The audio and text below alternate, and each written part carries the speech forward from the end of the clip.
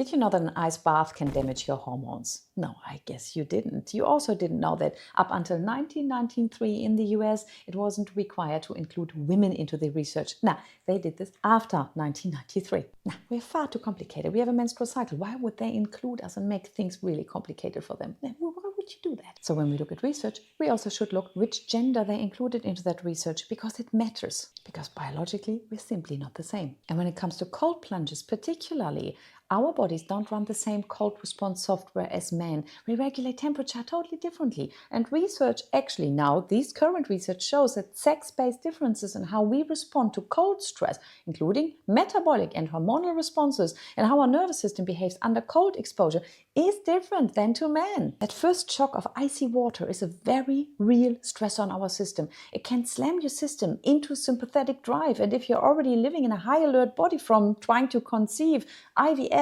burnout, undereating, or poor sleep, and whatever it is, you're piling a massive stress hit on top that can be the opposite of supportive for your hormones and nervous system. And no, that doesn't mean all cold exposure is bad. It just means that the dose matters. And for many women, you don't need ice to get benefits. The sweet spot is probably more cool rather than near freezing temperatures. And if you're struggling with infertility and you think now it would be a good idea to white knuckle yourself into an ice bath because you heard it's so good, stop that. Don't confuse intensity with effectiveness.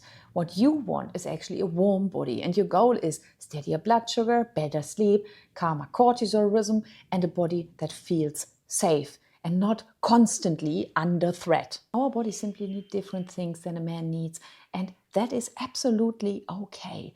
And if you want a plan that supports your hormones and nervous system without you having to gamble on trends, that's exactly the kind of grounded guidance I built inside my fertility circle. So you can feel clear, resourced, hormonally balanced, steady, and really not stressed and second guessing yourself all the time. And then maybe your body feels safe enough to sustain life and go from those damn negative pregnancy tests or from one miscarriages after the other to sustaining your pregnancy and delivering a baby.